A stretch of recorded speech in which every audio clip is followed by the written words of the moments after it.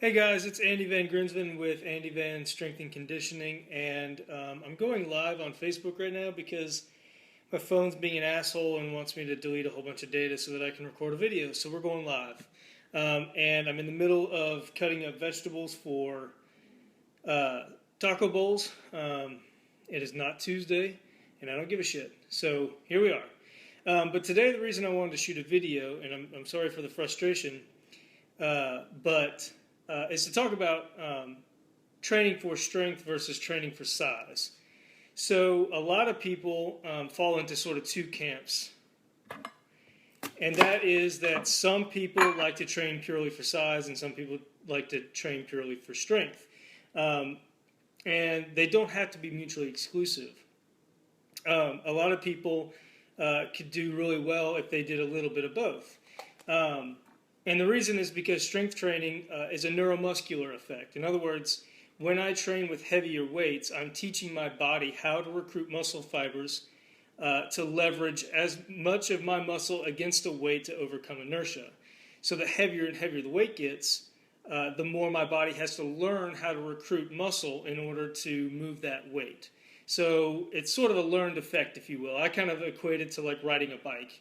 The more you do it, the more accustomed to the movement you become, the faster you can recruit more muscle fibers, and then you can move the weight.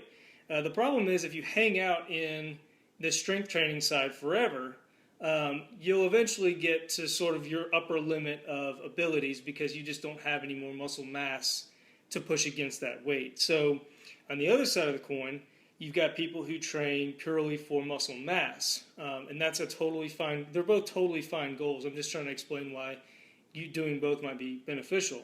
So when we train for muscle size, the objective is to try and fatigue the muscle as fast as possible, or not as fast as possible, but to induce the most amount of fatigue, so that we break the muscle down, we eat food, we build that muscle back up, and then we build more muscle. We get a little bit bigger. And a bigger muscle is a stronger muscle, and vice versa.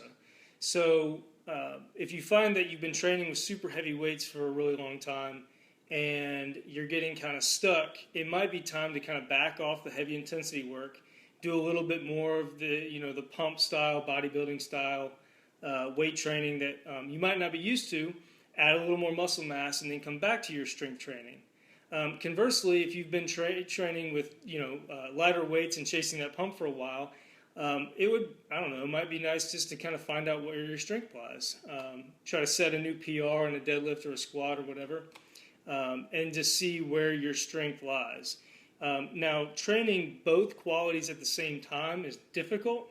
It can be done. I try to do it with my clients. I find my clients to be needing both muscle mass and strength at all times. Most of us who fall in the middle, who aren't competing on the stage or competing on the platform, probably need a little bit of both at all times. So going about dosing it is where I come in. And so my suggestion is probably to pick one strength exercise per workout, let's say a squat, and do anywhere between 3 and 6 sets of 4 to 6 reps, and then do some accessory work outside of that. So if you've been doing squats, do lunges, hip thrusts, so on and so forth. Heavy bench press, you could do lighter dumbbell shoulder presses, so on and so forth.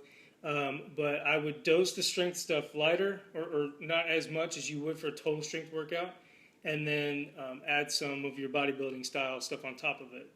It's typically the way I like to do things with both my in-person and my online clients. But if you have a specific question, comment on the video below and I'll be happy to help. And I'm getting back to my bell pepper. So y'all have a good night. Thanks. Bye.